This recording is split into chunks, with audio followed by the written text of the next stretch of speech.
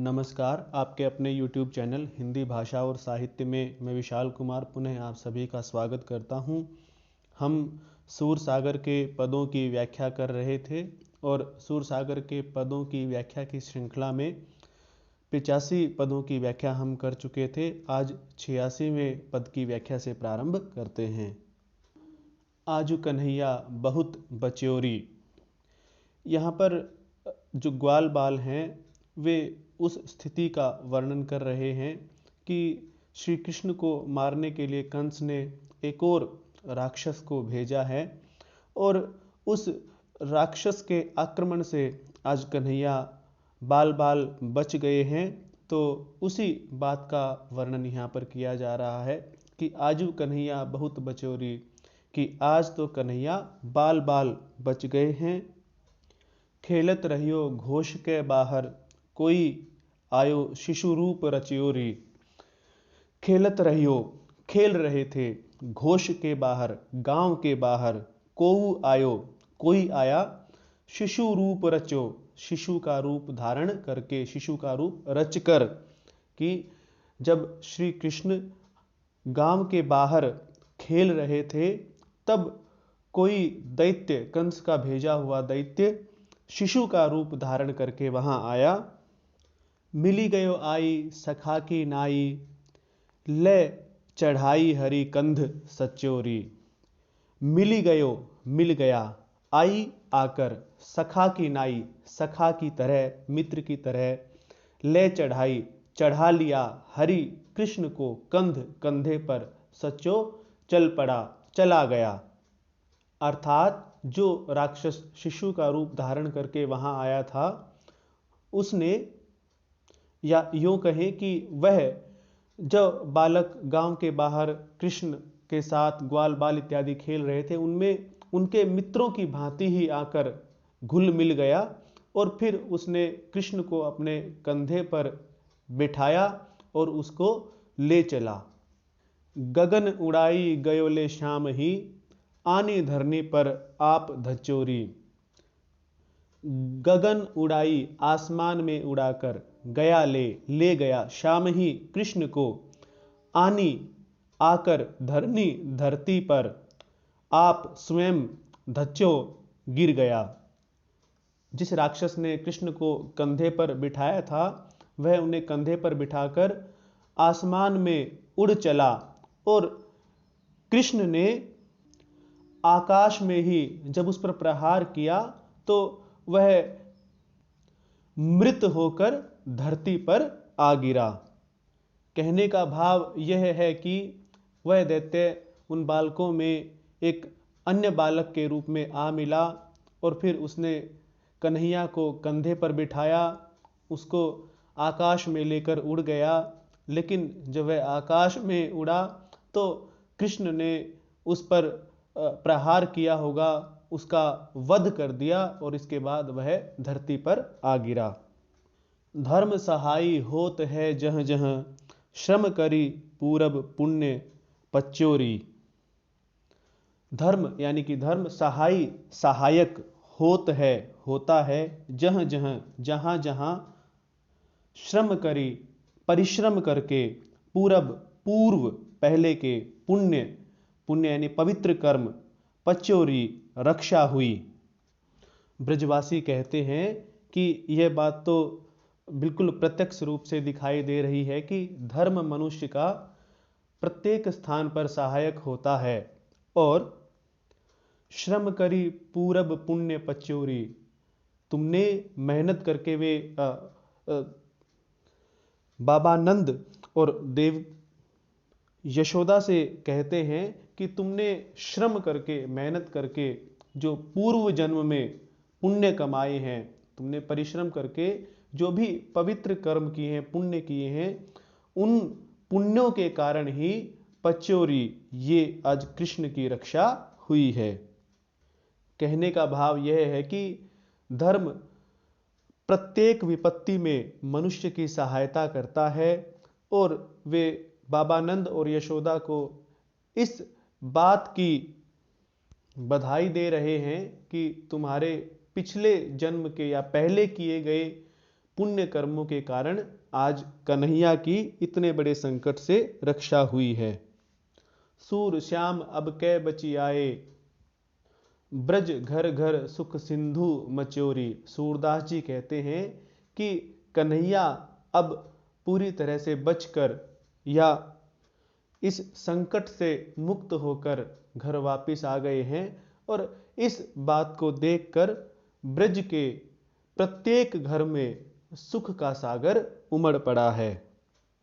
अर्थात ब्रज के प्रत्येक घर में खुशियां मनाई जा रही हैं। अब हम 87वें पद की व्याख्या करते हैं। अब कै राखी लेहू गोपाल। राखी लेहू मतलब रख लेना, रक्षा करना। तो ब्रजवासी गोपाल कन्हैया से प्रार्थना करते हैं कि हे गोपाल, हे कन्हैया, इस बार हमारी रक्षा करो। दसहूं दिशा दुसह दावाग्नि, उपजी है इही काल। दसहूं दिशा, दसों दिशाओं में, दसों दिशाएं कौन सी? उत्तर, दक्षिण, पूर्व, पश्चिम, ईशान, आग्नेय, नैऋत्य, वायव्य, ऊर्ध्व और अतल।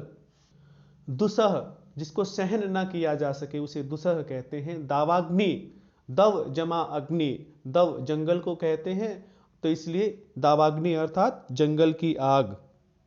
उपजी है अर्थात उत्पन्न हो गई है, यही इस काल समय की, इस समय दसों दिशाओं में असहनीय जंगल की आग उत्पन्न हो गई है। पटकत बांस कांस कुश चटकत, लटकत ताल तमाल। पटकत मतलब गिरना, बांस, बांस का पौधा या बांस का पेड़। कांस कुश चटकत, कांस और कुश ये जो वृक्ष और पौधे हैं ये भी चटक रहे हैं। जलने के कारण जो चटकना होता है उसी की बात यहाँ पर की गई है। लटकत, लटक गए हैं। ताल तमाल ये भी वृक्षों के नाम हैं। तो जो जंगल में आग लगी है, भयंकर आग लगी है, उसके कारण जो बांस के वृक्ष हैं वे जल जल कर धराशायी हो रहे हैं, धरती पर गिर रहे हैं। कांस और कुश जो ये वृक्ष हैं ये भी चटक चटक कर जल रहे हैं। ताल और तमाल इन वृक्षों की डालियां भी जलने के कारण लटक गई हैं। उचटत अति अंगार, फूटत फर, झपटत लपट कराल। उचटत अति अंगार, अंगार उचट रहे हैं, यानी चारों तरफ अंगार, अग्नि के जो गोले होते हैं उसे अंगार कहते हैं, वे चारों तरफ उचट रहे हैं, उछल रहे हैं। फूटत फर, चारों तरफ अग्नि ही अग्नि फूट रही है। झपटत लपट कराल, झपट झपटा मारना, लपट अग्नि की लपटें, कराल भयंकर। चारों तरफ से अग्नि की भयंकर लपटें झपटा मारकर सभी चीजों को निगलने के लिए दिखाई दे रही हैं। ऐसा लग रहा है कि अग्नि की लपटें इस प्रकार आक्रामकता से बढ़ रही हैं कि वे झपटा मारकर सभी चीजों को निगल जाएंगी। धूम धुंध बाढ़ी घर अंदर, चमकत बीच बीच ज्वाल। धूम धुंध, धुएं से जो धुंध उत्पन्न हो जाती है उसके बारे में कहा गया है। बाढ़ी बढ़ आई है या प्रवेश कर गई है घर अंदर, घर के भीतर।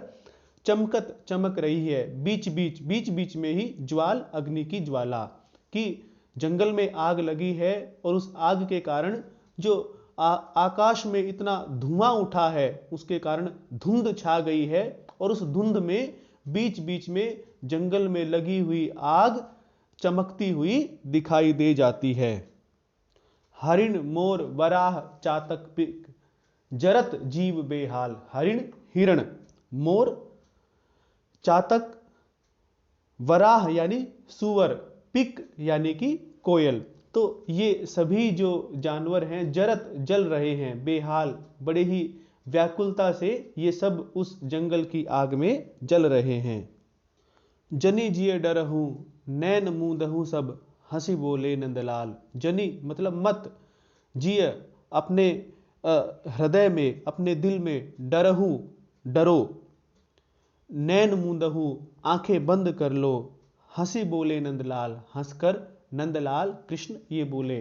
तो इस प्रकार से ब्रजवासी जब कन्हैया के सामने प्रार्थना कर रहे हैं तो कन्हैया हंसकर बोले कि तुम अपने दिल में जरा भी मत डरो, बिल्कुल भी मत डरो, और तुम बस अपनी आंखें बंद कर लो।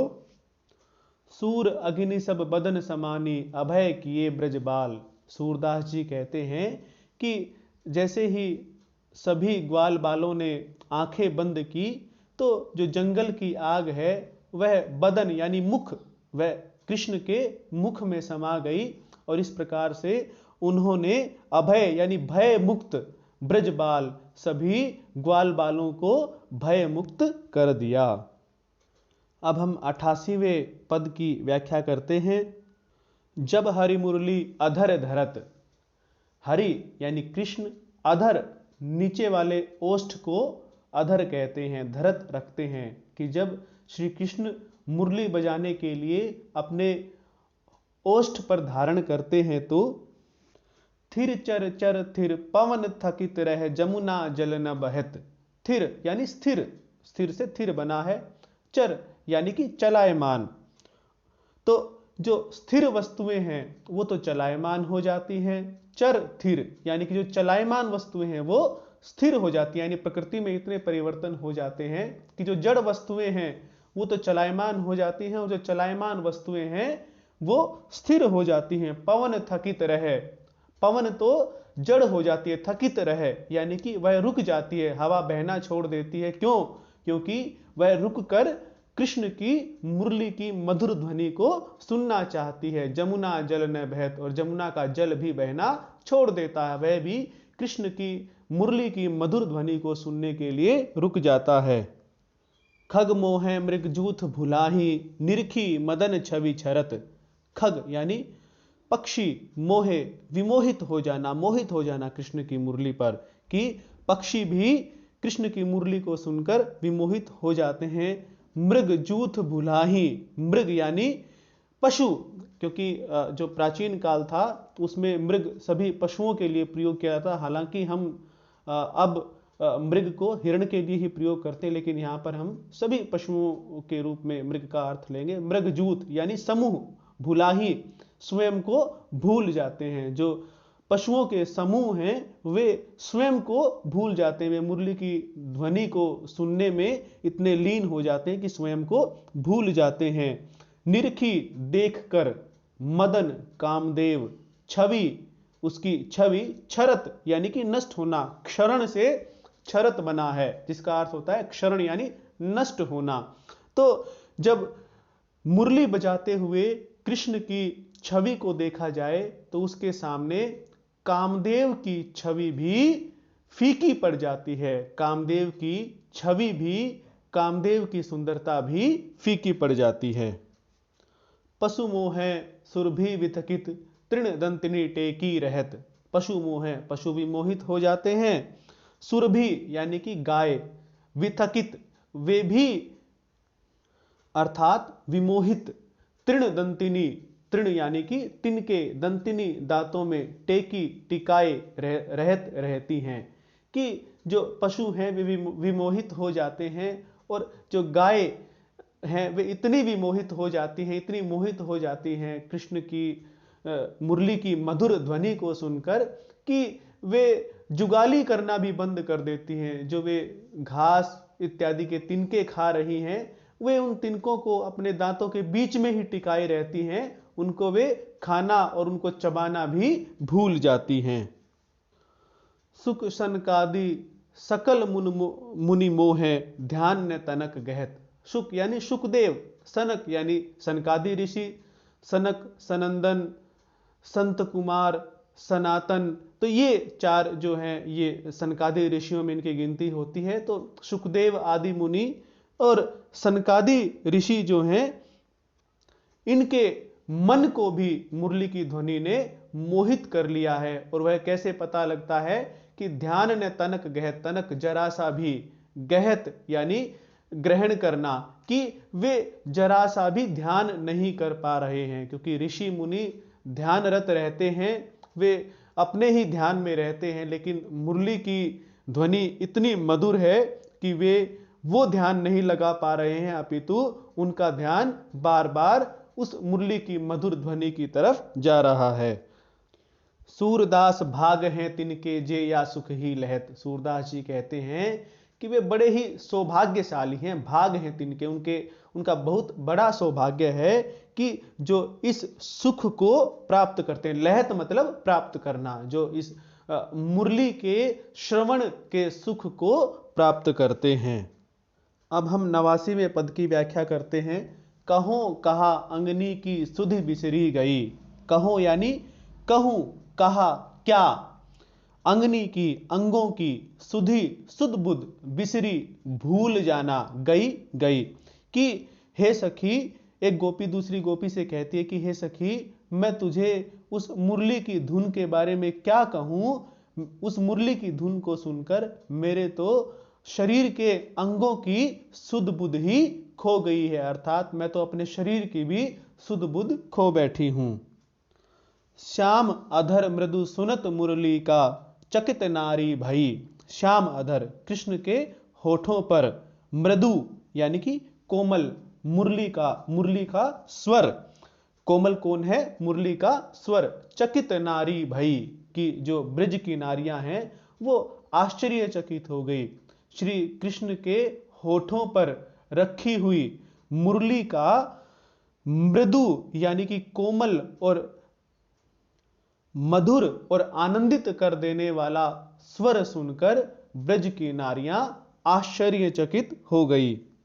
जो जैसे तो तैसे रह गई, सुख दुख कहीं न जाई। और जो जिस प्रकार से जिस स्थिति में थी वैसी की वैसी रह गई, और उनसे अपने सुख दुख के बारे में भी नहीं कहा जा रहा है। वे अपना सुख दुख सब कुछ भूल गई हैं, और जिस स्थिति में थी मुरली की धुन को सुनकर वे उसी स्थिति में बिल्कुल वैसी की वैसी ही, यदि खड़ी थी तो खड़ी रह गई, बैठी थी तो बैठी रह गई, लेटी थी तो लेटी ही रह गई। उन्हें अब यह भी ध्यान नहीं रहा कि उन्हें क्या करना था, और वे अपने सभी सुख दुख को भूल गई हैं। भाव यह है कि कृष्ण की मुरली की ध्वनि इतनी मधुर है कि उसको सुनकर गोपियों को किसी अन्य बात का ध्यान नहीं रहा है। लिखी चित्र सी सूर हुए रही, एकटक पल बिसराई। सूरदास जी कहते हैं कि जिस प्रकार से कोई चित्र स्थिर होता है, क्योंकि चित्र जड़ पदार्थ होता है और चित्र कभी भी न तो बोलता है, न हाथ हिलाता है, न पैर हिलाता है, कोई क्रियाएं नहीं करता है, वह स्थिर होता है।